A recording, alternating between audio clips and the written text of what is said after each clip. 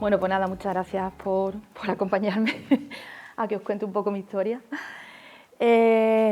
Bueno, esto que os voy a presentar hoy es el colofón, ¿no?, de una vida que hace ya, como en la prehistoria, yo empecé a estudiar química y por cosas de la vida en su momento lo dejé. Y hace unos años pues se me ocurrió la loca idea por un compañero de facultad que me dijo: vente para acá, que esto ha cambiado mucho, que vas a poder hacerlo, ¿qué tal? Total, que me reenganché de nuevo a la facultad y terminé las últimas asignaturas que me quedaban de la carrera. Y para terminar, pues tuve la loca idea de proponerle a la facultad un trabajo de fin de grado, que es lo que te obliga ahora la ley para terminar el grado, sobre astronomía. O sea, era como terminar la carrera a esta edad, jovencísima, para encima hacerlo con astronomía, ¿no?, que es lo que me apasiona. Pues la verdad es que era un hito, porque además que la vicedecana hizo como así, como diciendo, ¿qué? Digo, sí, espectros de meteoros. Pues, bueno, pues vale, lo aceptaron, ¿no? Tú dices, vas con el no por delante y al final lo aceptaron. Entonces, gracias a algunos contactos que tenía en ese momento, gracias a la RADA, a la asociación, a José Manuel Núñez, el presidente, que me dijo: oye, pues en Málaga hay una chica, Rosa, que pertenece al Departamento de Química Física de la universidad, y yo sé que ella ha hecho algunos trabajos de fin de grado relacionados. Empezamos a mirar y al final pues sacamos sobre los espectros, ¿no?, porque además iba muy bien encaminado, porque la espectroscopía es una de las técnicas analíticas que más se usan. Un poco orientado, ¿no?, como decía Ernesto, a esa parte de las lluvias de meteoros que la está comentando, esas lluvias de estrellas, pues vamos a hilar un poquito, vamos a explicar un poquillo más qué son esos meteoros, qué es una lluvia de estrellas, por qué son interesantes y qué información nos pueden aportar. Lo primero que fue muy gracioso, porque cuando fui a defenderlo, lo primero que me preguntó uno de los del tribunal es la típica de: ¿qué hace una chica como tú en un sitio como este? O sea, lo que me dijo es: ¿cómo has llegado hasta aquí con un TFG de este tipo? Digo, pues mira, esta es mi historia. Así que nada. Bueno, para entender un poco el por qué importancia pueden tener esos puntitos de luz que son muy, muy bonitos y muy románticos, ¿no?, cuando los vemos en las noches en el cielo, vamos a explicar un poquito de dónde vienen. Nuestro Sol es una estrella normal y corriente, como todas las que vemos en el cielo. Lo que pasa es que para nosotros es especial, bueno, porque nos da la vida, es como la rosa del Principito, no es nuestro y es importante, pero en realidad es una estrella de tipo medio y que se formó igual que el resto de estrellas. O sea, en un momento dado, dentro de una nube de gas, en lo que es el medio interestelar, se empiezan a acercar entre sí por gravedad, ¿no?, como todo, se empieza a condensar todo sobre un punto específico, ayudado además por unos polvitos, unas motitas de polvo que están repartidas así en un polvo interestelar, ¿no?, y eso hacen como efecto catalizador de las reacciones, y entonces empiezan a acumularse unas contra otras y al final terminan en una especie de implosión, y eso empieza a generar unas altas temperaturas, y al final empiezan a darse reacciones de tipo de fusión, y entonces nace una estrella. Qué bien ha quedado. Nace una estrella. Entonces, pues eso, se forma por un colapso, se forma una especie de protosol en un principio, que va creando un disco a su alrededor, que con el tiempo, con los cientos de miles de años y esa interacción constante de átomos y moléculas, las moléculas van creciendo de tamaño y además empieza ya a enfriarse, y entonces empiezan a desperdigarse, igual que van fusionando, también van emitiendo y dejando mucho material a su alrededor. Eso no es hipótesis, o sea, solo sabemos que existe, y de donde hemos estado hablando hace un momento, Ernesto, de la nebulosa, la gran nebulosa de Orión, que se considera una de las cunas estelares más importantes. Esos son imágenes del telescopio Hubble, donde se ven perfectamente esa zona, esos discos, o sea, esos puntos, esos protoplanetarios que tienen alrededor un montón de oscuridad, que es materia, que se está disgregando y se está colapsando alrededor de ese protosol, de esa protoestrella. Con el tiempo ese material pues se va separando, se va enfriando, y dependiendo de en qué partes o a qué distancias de la estrella se vaya enfriando, pues se va quedando con una composición química. Los que se quedan más cercanos al Sol irán evolucionando, irán agregando metales, formando metales, quedándose como materiales rocosos, metalos rocosos. Los que se queden más alejados, pues al final terminarán con restos de materia orgánica, con hielos que dan lugar a los cometas. Y otros que evolucionarán mucho más, que irán todo el tiempo interaccionando, formarán los planetas, ¿no? Que son los que ahora mismo tenemos, igual que se ha formado la Tierra, Marte, todos los que están en nuestro sistema solar. Ese material residual que se va quedando después de las estrellas, ahora mismo, por ejemplo, tenemos nosotros como restos en nuestro sistema solar, tenemos un cinturón que se ha quedado ahí en medio, pasando Marte, de muchísimos restos que han quedado ahí de esas primeras explosiones, que además tienen la característica de que, como son cuerpos que no han evolucionado y que se han quedado ahí tal y como estaban, pues nos dan muchísima información de lo que es la formación del sistema solar, o sea, lo que es la formación inicial de esos estadios primigenios, ¿no? de la formación de la estrella. Entonces, cuando tenemos la suerte de que esos restos se acercan a nosotros y quedan atrapados por nuestra gravedad, nos rozan y consiguen llegar o incluso solamente verlos, realmente toda la información que podamos sacar de ellos nos está dando información sobre cómo era el sistema solar en sus inicios. Eso en realidad lo podemos seguir viendo, porque esto es una foto, por ejemplo, hecha en el cielo hace unas semanas.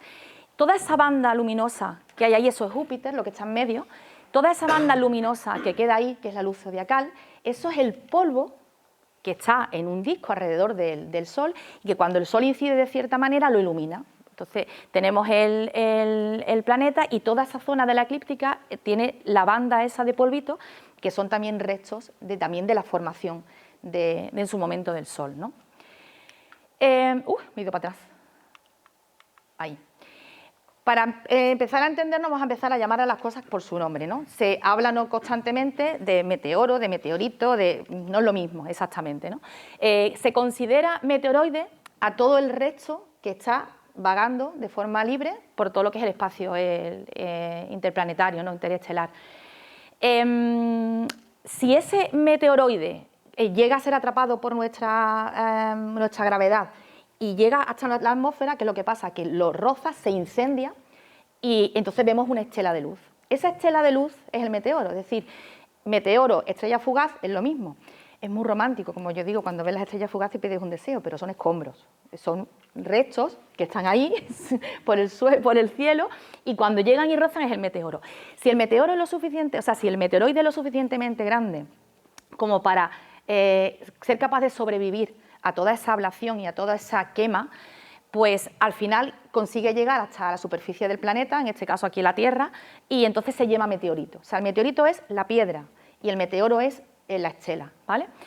Atendiendo a eso, se denominan, dependiendo de los tamaños, se le llama polvo interplanetario a aquellos que tienen un diámetro menor de 0,1 milímetros, que además se van depositando progresivamente y constantemente sobre nosotros, que pasa que no lo vemos porque son demasiado pequeñitos, pero vamos, si los recogemos se pueden catalogar y estudiar. Meteoroides a aquellos que están entre 0,1 y 10 metros de diámetro. En ese caso son los meteoros que he comentado, que cuando dejan el haz de luz y brillan, es un meteoro, y si ese meteoro es lo suficientemente brillante como para superar la luz de Venus, normalmente que lo tomamos como referencia, entonces se le llama bólido. O sea, cuando se le llama bólido es porque es lo suficientemente fuerte su luz como para que se vea por encima de la luz de Venus, ¿no? Como referencia. Y después ya los que superan los 10 metros de diámetro, pues ahí tendremos los asteroides y los cometas, dependiendo de su composición, son asteroides o cometas, y ya eso si llegan a algún sitio, si forman cráteres de impacto, ¿vale? Entonces, vamos a darnos algunos datos, ¿no? Ya que estamos ahí, vamos a meternos en datos. Cada año, para que veáis además, cuando se habla de que es que no es que un meteorito y tal, a ver, cada año llegan hasta la superficie del planeta entre 50.000 y 100.000 toneladas de materia interplanetaria. O sea, que no es que nos llegue uno cada 2 por 3, es que nos llegan constantemente, nos bombardean los restos, porque es que estamos vagando por el espacio también. La luz de meteoros exactamente surge por las colisiones entre lo que es el cuerpo del meteoro y todo lo que es la composición de la atmósfera, ¿no? Los átomos de la atmósfera. Llegan a unas velocidades hasta nosotros enormes, o sea, superan entre los 40 y los 300 kilómetros por hora, pueden llegar hasta tocar la superficie. Y claro, los rastros luminosos se observan desde que empieza a tocar la atmósfera, dependiendo del tamaño del meteoro, penetrará más en la atmósfera y llegará a ser visible hasta más interior, ¿no? Más cerca de la superficie terrestre. y solamente los que superan las decenas de kilos, son los que al final llegan a sobrevivir y los que llegan a la Tierra como meteoritos, porque es que el 95% de la masa se pierde en ese evento, ¿no?, violento que tienen al chocar, la velocidad que llegan y a chocar contra la atmósfera. El 90% de los cuerpos que llegan hasta aquí pertenecen al cinturón principal de asteroides. Muy pocos que lleguen hasta nosotros llegan más allá de nuestro propio sistema solar. ¿Qué es una lluvia de meteoros? ¿No? ¿Qué es una lluvia de estrellas? Bueno, pues resulta que cuando los cometas o los asteroides en su órbita, que están llegando hasta al Sol, hay algunos que tardan 2 años y algunos que tardan 100 años, ¿no?, porque las órbitas son más grandes o más pequeñas. Pues cada vez que esos llegan hasta el Sol, van soltando restos. Cuando se acercan, pues van soltando restos. Y esto es como cuando nosotros tenemos una carretera y soltamos un manojo de chinchetas. Cada vez que el coche pasa, pincha. Pues exactamente igual. Cada vez que nosotros, en nuestro movimiento alrededor del Sol, atravesamos esa zona que ha pasado el cometa y ha dejado los restos, pues claro, hay más posibilidades de que esos interaccionen con nosotros y al final pues veamos un espectáculo maravilloso que son las lluvias de estrellas. Cada lluvia de estrellas se asocia normalmente con una constelación. Habéis escuchado hablar de Gemínidas, Perseidas, Leónidas. Se asocia con una constelación. ¿Por qué? Porque es la zona del cielo en la que si nos quedáramos sentados mirando durante toda una noche, parecería, como se ve ahí, que esto es una composición de todos los rastros cogidos durante una noche de máximo de Perseidas, es como si todos los restos aparecieran desde un punto del cielo, que realmente simplemente es que es la zona de visión que tenemos. Y a eso se le llama radiante. Entonces, cuando escuchéis hablar de Gemínidas, pues porque se asocia el radiante con la constelación de Géminis. Eso es práctico a la hora de cuando queremos ver una lluvia de estrellas. ¿Para dónde miro? Pues localiza cuál es el radiante y te pones ahí tu constelación frente y es lo más fácil es ver desde dónde van a venir, ¿vale? Bueno, os voy a leer esto porque es que me gusta mucho. Es una definición que ahora nos va a meter en por qué la espectroscopía, ¿no? El Centro Smithsonian tiene una definición muy bonita cuando habla de la espectroscopía en su página, que dice que las imágenes astronómicas contienen mucha información científica escondida entre sus hermosos colores. Pero incluso eso es solamente una parte de la historia. Una gran cantidad de conocimiento proviene del análisis de la luz, desglosada en su espectro, y los colores específicos y las cantidades relativas de cada color revelan información sobre la temperatura, qué átomos están presentes y la velocidad del objeto astronómico que se observa. Esto revela, por ejemplo, distancias a galaxias. Por esta razón, la espectroscopía es una de las herramientas esenciales de la astronomía. Es que realmente nosotros no podemos ir, ahora mismo estamos empezando a tener, ¿no?, muestras de Marte, que las cogemos allí con los rovers, o nos hemos traído, ¿no?, cuando hemos ido a la Luna, pero nosotros no podemos ir más allá, irnos a ningún sitio y traernos cosas para analizar. Entonces, realmente todo lo que se estudia en astronomía, la mayor parte, viene asociado al estudio de la luz. La luz que nos llega, tanto de las estrellas como de las nebulosas, como de, en este caso, los meteoros, es la que nos da información sobre su composición, de qué están hechas, qué edad tienen, a qué distancia están, no hay otra forma, es todo a través de la luz. Y hablando de la luz, me voy a esta imagen que me encanta, que son las calculadoras de Harvard, la mayoría pues, seguramente conocéis. ¿Por qué? Pues porque resulta que el primer espectro de meteoros que se consigue sacar es de 1890 y tantos y se debe a ellas. ¿Por qué? Pues porque a final del siglo XIX Henry Draper era médico, vivía en Nueva York, pero era un apasionado. Tanto él como su mujer eran unos apasionados de la astronomía y tanto que él decide dejar su carrera de medicina para dedicarse exclusivamente a la fotografía. Y tiene la idea loca de decir, si yo coloco un prisma, había visto unas placas fotográficas donde algunas emisiones de luz dejaban como unas huellas, y dice, bueno, y si coloco un prisma delante de la cámara o detrás de la cámara, a lo mejor la luz que me incide también me da algo. Cuando empieza a ver unos patrones que se van repitiendo en todas las placas fotográficas, dice, pues esto puede ser que me dé la información, como la mágica, ¿no?, de lo que es la composición de las estrellas. Entonces, se mete en un proyecto, pero por mala suerte el hombre se muere muy joven, se muere nada más empezar, y su viuda, que era igual de apasionada que él y tiene el dinero, pues dice, yo voy a continuar con el legado y quiero que esto siga para adelante porque era demasiado bueno, ¿no? Entonces, gracias a Pickering, que en ese momento tiene otra idea loca, aquí va toda idea loca, tiene la idea de contratar mujeres para analizar esas placas. ella pone el dinero y sigue haciendo de mecenas, junto también con la señorita Bruce, otra mujer, para que ellos puedan tener los medios para que le van llegando todo, diariamente les van llegando porque, a ver que me he liado. Pickering era en ese momento el director del observatorio de Harvard. Entonces, él se entera de que ella se ha quedado sola, que quiere hacer el proyecto, y le dice, yo te apoyo, o sea, de alguna manera yo pongo a tu disposición mis equipos para que podamos seguir en esa línea y saquemos el trabajo adelante. Entonces, esas mujeres que estuvieran durante décadas analizando plaquitas fotográficas llegaron a catalogar más de 350.000 estrellas, y el primer espectro de un meteoro se pilla justo en una de esas placas fotográficas, que estaban analizando estrellas, pero descubren algo más. Sin embargo, a pesar de eso, la espectroscopía de meteoros no se desarrolla, o sea, por lo menos hasta los 100 años después prácticamente se habían conseguido 40 espectros, no interesa, parece como que no tiene mucha utilidad, y entonces tardó mucho más tiempo en desarrollarse. Tenemos la suerte de que cada elemento químico emite, cuando se excita, emite radiación en unas longitudes de ondas específicas, que son como huellas dactilares, de forma que tú, analizando el espectro de una fuente de luz, tú puedes saber cuál es la composición de esa fuente luminosa o del gas que está atravesando. Y eso es lo que hacemos para analizar y decir cuál es la composición de las estrellas, ¿no?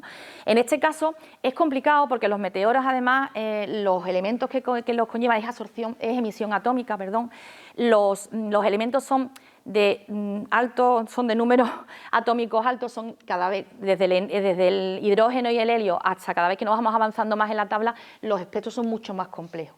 Pero bueno, nos sirven para tener por lo menos una idea. Un ejemplo es esto, ¿no? Son las líneas que nos deja un espectro, tanto de emisión o de absorción, cuando analizamos una fuente de luz.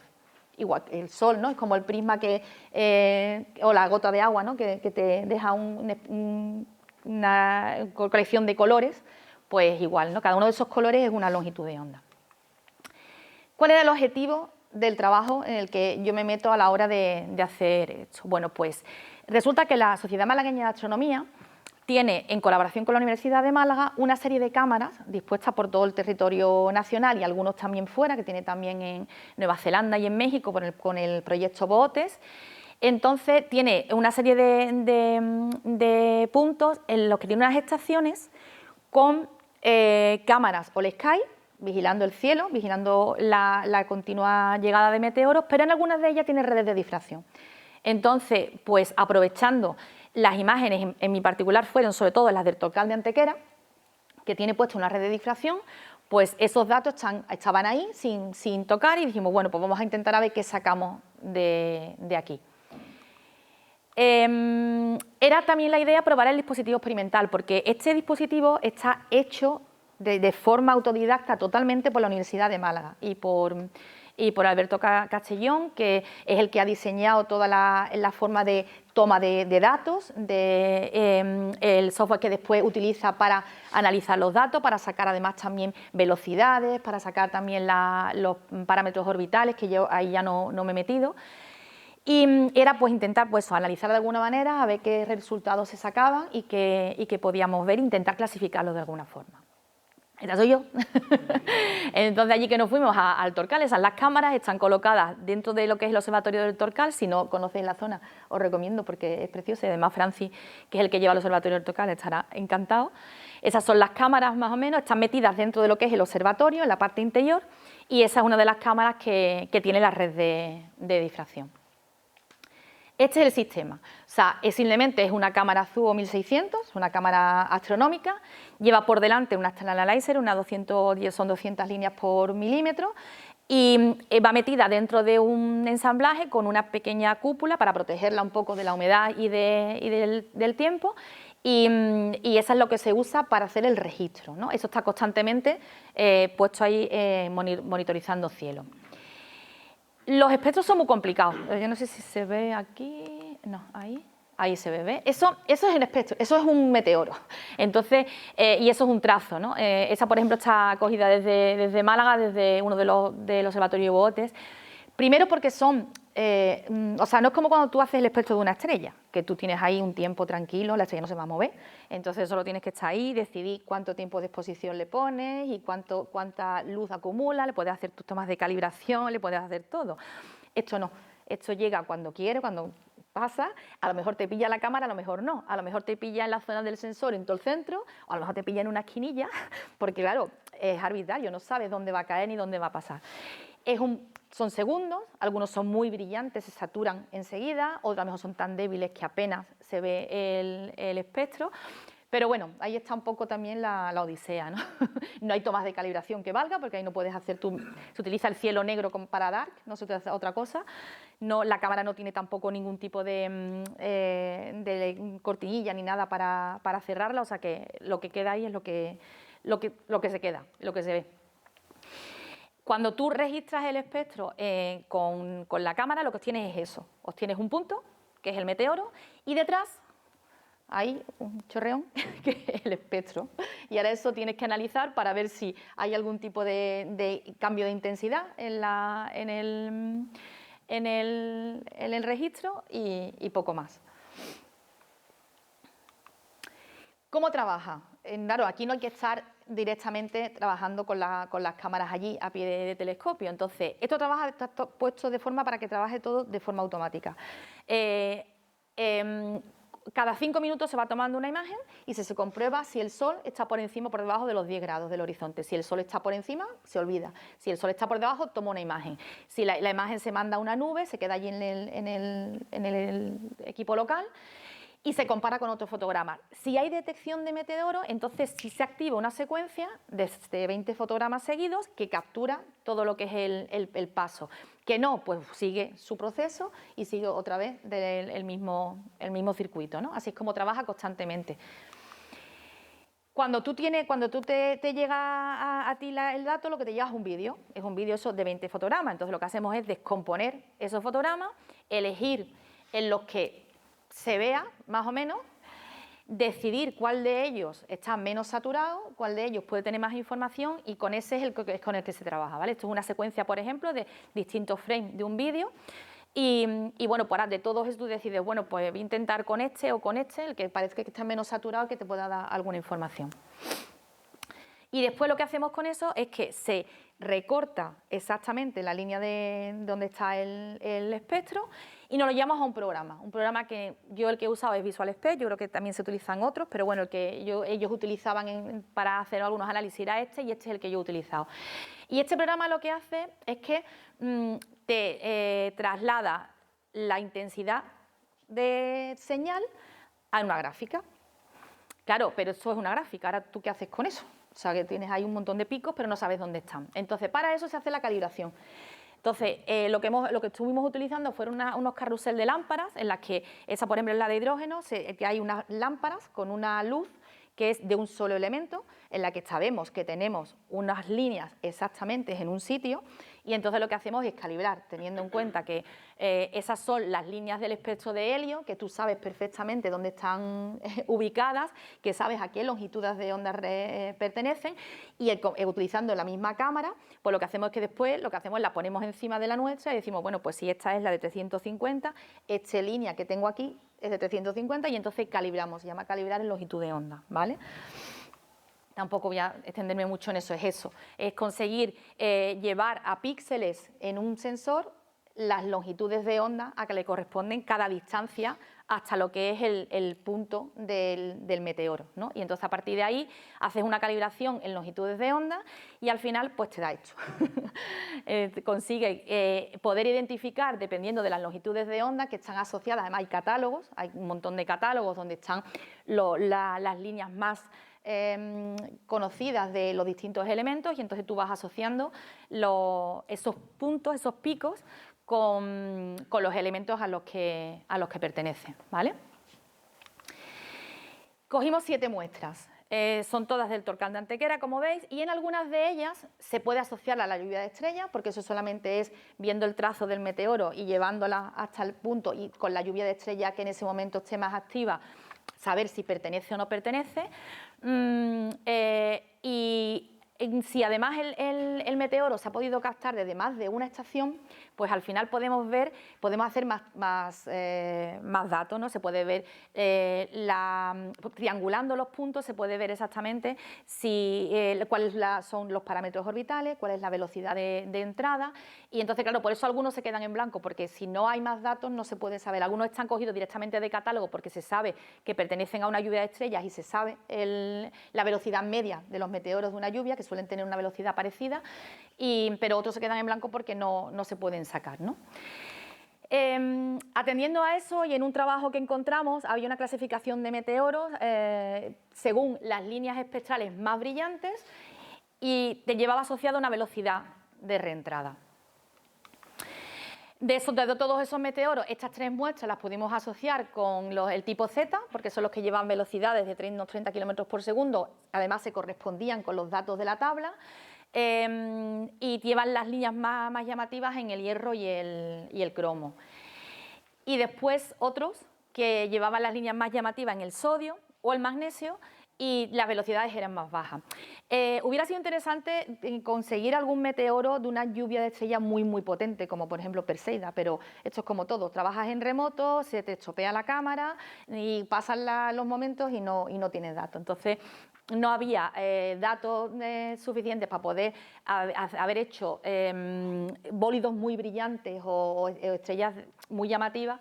Entonces, bueno, con lo que teníamos, pues más o menos, porque en esos bólidos que entran a muy alta velocidad, sí es posible registrar, por ejemplo, picos que pertenecen a lo que es la atmósfera, a los átomos atmosféricos, entonces a la ionización, ¿no?, de átomos de la atmósfera. Pero bueno, en este caso no pudo ser y ya está.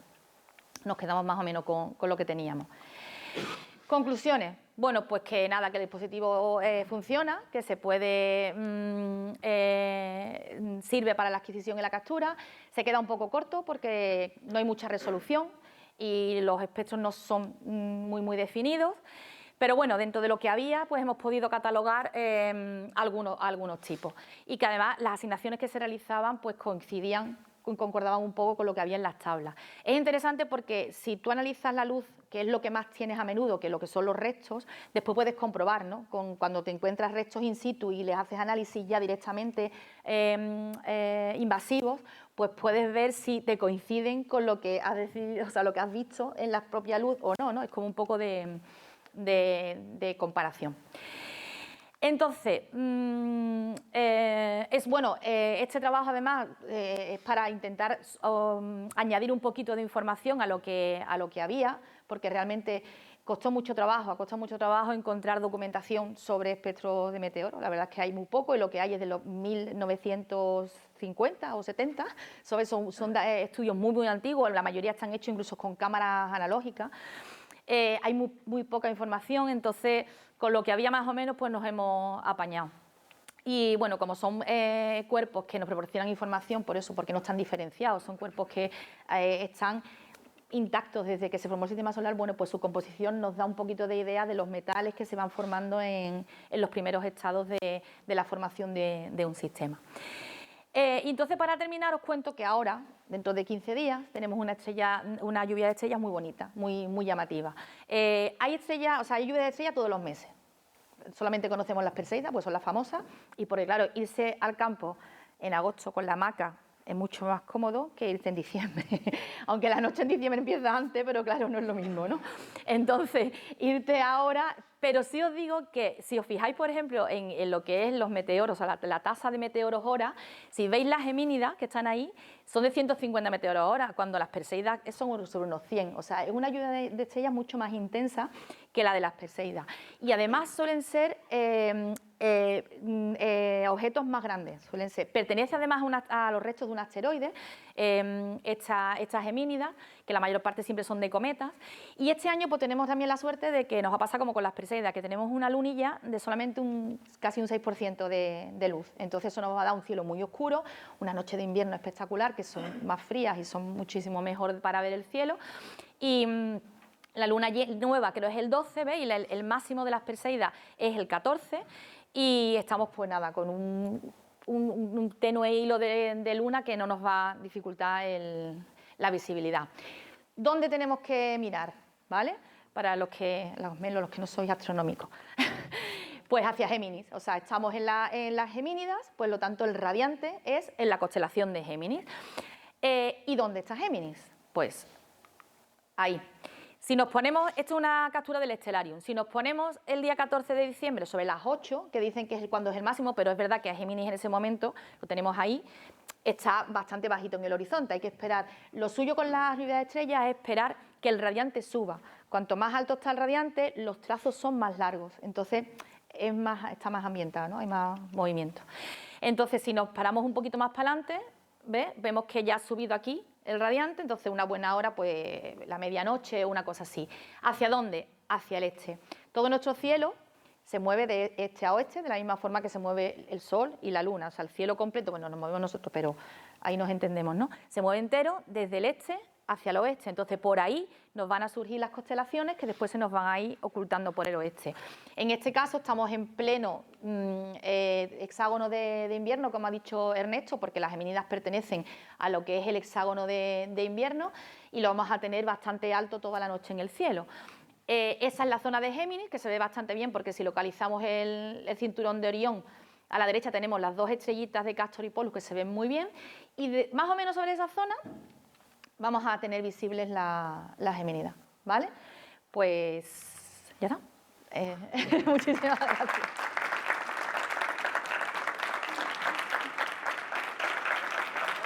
Pues nada. ¿Alguna pregunta? ¿No muy complicada?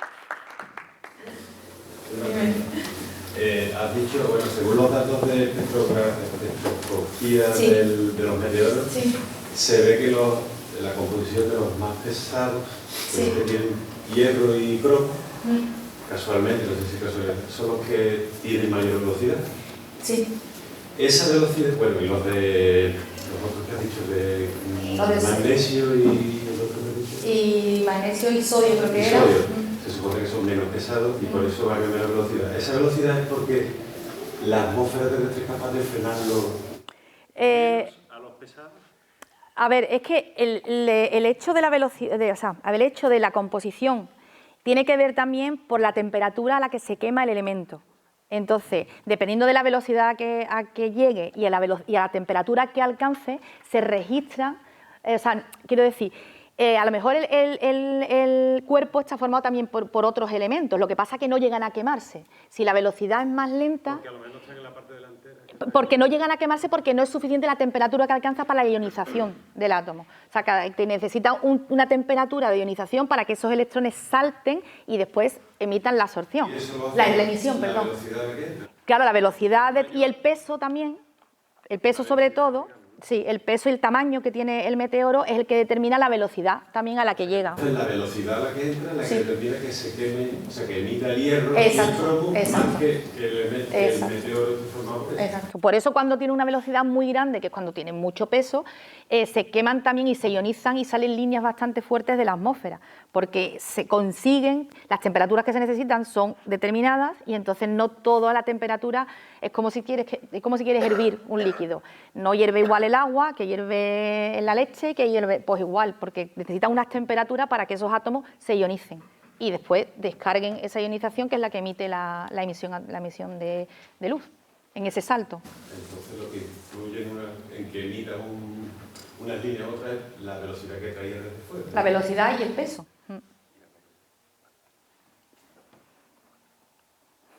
Yo tengo una duda que creo que está un poco en línea con lo que están preguntando. Es acerca de cuando muestran los espectros, las longitudes de onda de los elementos característicos. ¿Cómo decir esa? Porque dicen que mide las longitudes de onda y como está tabulada la longitud de onda la que emite distintos elementos, pues puede reconocerlo.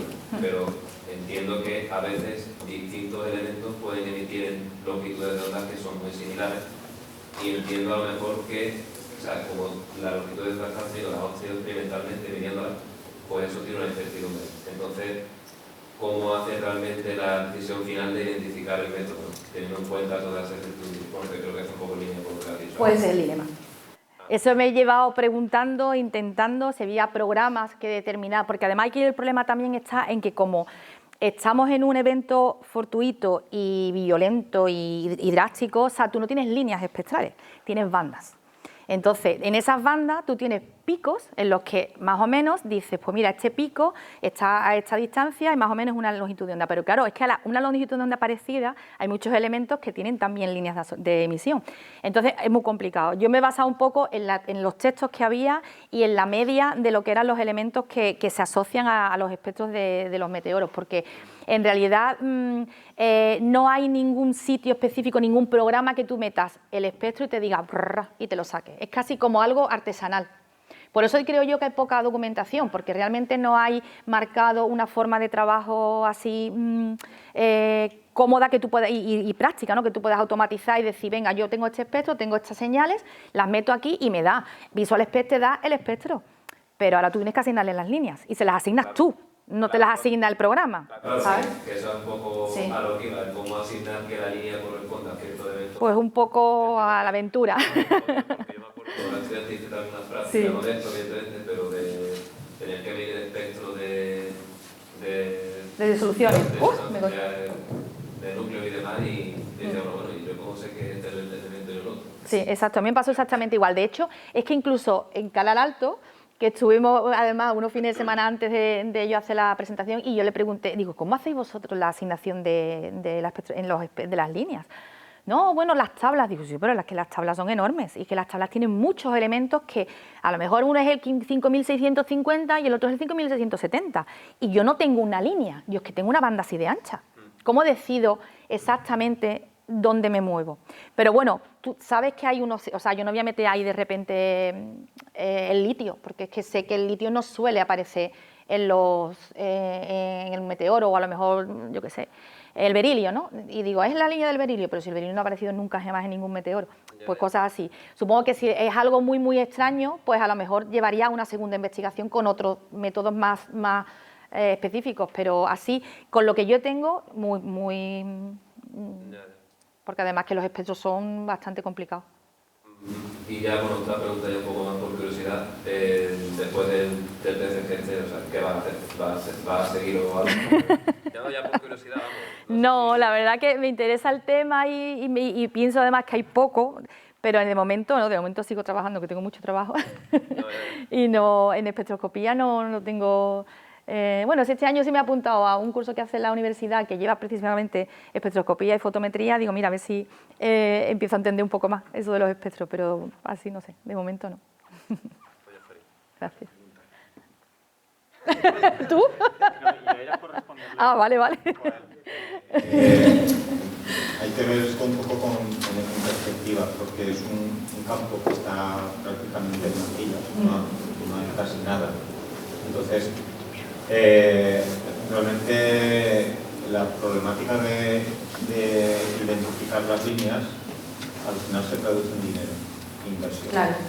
Porque como es un campo muy nuevo, pues todavía realmente no hay casi medios instrumentales aplicados a este campo.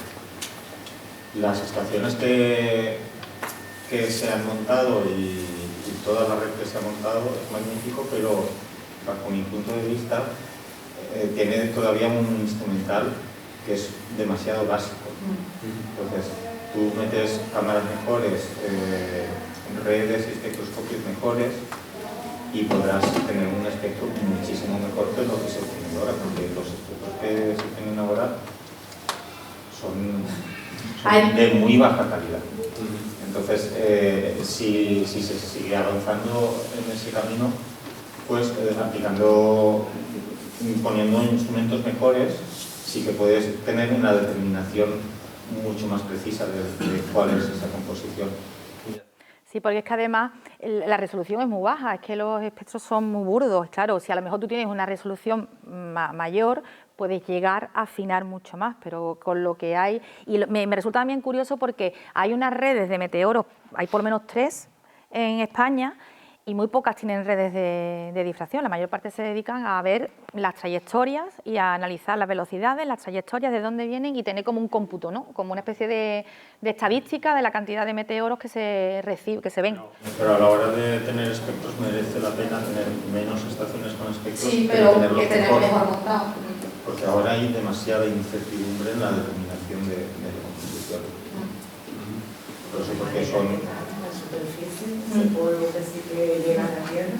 Pues sí, eso, hay muchas asociaciones que hacen búsqueda de micrometeoritos, que son partículas muy chiquititas, pero que se hacen a lo mejor, tú tienes una azotea, barres tu azotea, te llevas esos restos y hay una forma, ¿no?, con imanes, y creo que yo nunca lo he hecho, ¿no?, pero sé que, y tú puedes sacar un montón de micrometeoritos, porque es que hay mucha cantidad, una cantidad que son tamaños como casi polvo, y ahí, claro, ahí analizarlo es más difícil, pero después cuando un bólido es grande, cuando se ve que un meteoroide es grande, tiene un tamaño y se consigue averiguar que ha sobrevivido y ha caído, se organizan expediciones y se hace un rastreo de la zona, se hace un peinado de la zona y se busca y después pues se estudian y se analizan, y ya eso sí se analizan de forma física, pero claro, son los menos, y después ha caído y ahora ponte a buscar, porque a lo mejor las piedrecitas se pueden confundir con el resto, claro que eso hay que saber, hay que tener unos métodos, que los hay, vamos, que lo hacen. Uno de los sentidos de tener una red es que tú,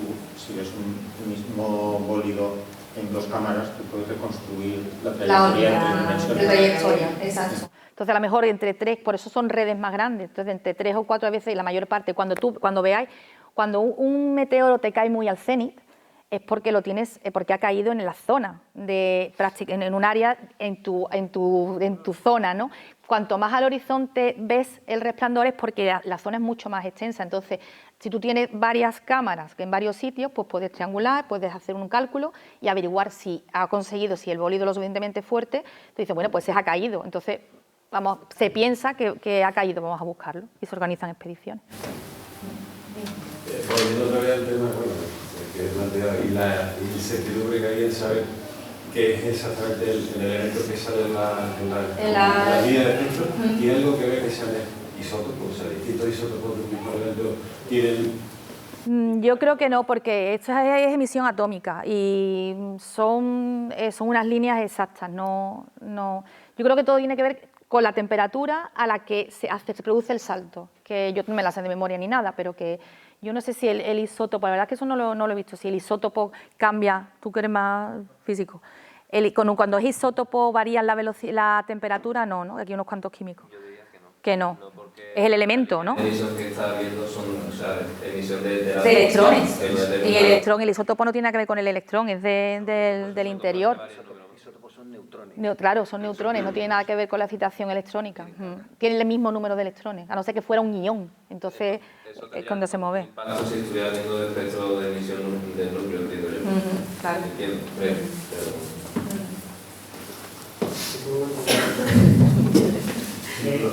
Nos vamos a la cerveza y nos seguimos allí. La idea más básica, el algoritmo de detección que nos has explicado antes, ¿cuáles son esos inputs para recibir el WTO? No, hay veces que he tenido un avión. O sea que, ¿sabes? Claro, la cámara salta cuando ve un trazo de luz. Hay veces que es la luna y se lleva toda la noche entera sacando imágenes. Claro, sí. Eso se analizan después. ¿Un umbral de luminosidad o cuáles son los...? Pues puede ser que tenga un umbral o de trayectoria, que un puntito a lo mejor no lo detecta, pero cuando el puntito se mueve, nota un movimiento, que hay trazo, entonces lo detecta. Pero yo sé porque he estado con Alberto haciendo... Me dice, no, eso es un avión, eso es la luna, que se ha llevado toda la noche entera sacando imágenes, pero es la luna, porque la luna se va moviendo y es muy grande. Entonces, eso se detecta después, cuando tú ves el trazo, que sabes la diferencia entre lo que es un... Claro, exactamente. Incluso en un satélite, que no hay variación. Pero el trazo es trazo. Bueno, yo voy a una parte más básica, ¿no? A ver, visual. Sí. Cuando vemos un bólido, ¿cómo la llamamos? Meteoro. O el bólido cuando es más brillante. Y llegamos a ver los colores. Ahí podemos saber si es el color, podemos saber que... Claro, depende del color, es un elemento mayoritario, claro, sí. Cuando la fuerza, por eso, cuando tú además cuando analizamos a las imágenes y vemos un trazo de un satélite, el satélite es blanco. O sea, es blanco. Pero cuando tú haces un bólido, como pasa, por ejemplo, ahí, que se ve el color, se ve porque es que eso es una excitación. Si el bólido es muy fuerte, somos capaces de ver el color. Tú ves el color cuando la la luminosidad, o sea, cuando la explosión es muy fuerte, si es un trazo tú ves solamente el brillito, pero cuando es un bólido grande, o sea, cuando es un cuerpo más grande que entra a más velocidad, que ha producido una abrasión mucho más fuerte, eres capaz de distinguir el color del hierro o el color del sodio o el color de algunos elementos que son el rojo o el verde que normalmente se ven en los meteoros. Y cuando es basura... Cuando es basura es multicolor, ¿no? Dependiendo de lo que sea. Claro, algunas son blancas en imágenes y otras dan colores, pero dan colores porque son metálicos y claro, el metal al final está quemándose en la atmósfera y es como los fuegos artificiales. Cada elemento tiene su color. Cuando se... ¿Está catalogado? Para poder distinguir cuándo es... Sí, yo he visto... yo no lo sé, ahí yo he visto tablas en las que se asocian los colores al elemento. Pero en la taría de basura espacial no sé si están catalogados los colores al final esos serán metálicos, ¿no? Porque la basura espacial son restos de cuerpos fabricados aquí y son metálicos, la mayoría. Y daría la imagen del sol, porque es un reflejo, porque cuando pasa la estación... Sí, pero eso es distinto, claro, eso es lo que está reflejando la luz del sol en el espejo, sí, pero ella se refiere a cuando es basura que se destroza, cae y tú ves el rastro. Que, como el satélite igual lo ves blanco y después en una imagen se te queda una línea totalmente blanca, saturada. Cuando es meteoro tiene color, varía. Pero vamos, no sé si hay catálogo, puede ser que los haya, catálogo determinando los colores exactos de la basura o no sé. ¿Qué? Vámonos, ¿no? Un segundito. ¿Quiere el micro? ¿Quiere esto o qué? No, déjalo. Bueno, agradecemos a Alicia y a Ernesto su brillante ponencia, hemos aprendido muchísimo, ahora mismo hemos disfrutado. Lamento no haberlo presentado antes, pero tenemos entre nosotros a un insigne persona en el mundo de la fotografía, que es Vicent Peris. Es el profesor Vicent Peris, de fama internacional, que se lo rifan para abrir sus conferencias. Yo también he sido alumno suyo en un curso que hemos hecho para los profesores. Así que muy agradecido que te hayas venido y nos hayas dado tu opinión. Siguientes eventos, guardarlos en la memoria. Día 15 de diciembre, salida de perfeccionamiento para los que ya llevamos algún tiempo y también de iniciación para los nuevos. 15 de diciembre. Área de descanso de la venta al alto. 16, perdón. 16. Bueno, 16 de diciembre. Siguiente cosa que contar. A finales de diciembre o primeros de enero no va a haber cielo del mes presencial. Porque sabemos, como todos los años, que no viene nadie y nosotros tampoco. Nosotros estamos tocando la zambomba o cortando jamón y aquí no viene nadie. Entonces, pero no vamos a dejar las actividades porque vamos a colgar unas conferencias, unos vídeos, sobre todo fundamentalmente de detección y comunicación con presuntos extraterrestres. O sea, que puede ser interesante. Lo vamos a colgar, lo podréis ver. Siguiente cosa que contar. Cielo del mes presencial siguiente será a finales de enero, 27 de enero. Tenemos ahí a las ponentes, va a haber 2 conferencias y es así, volvemos aquí ya de presencia física. Así que 16 colgada y 27 de enero. Nada más. Muchas gracias por asistir.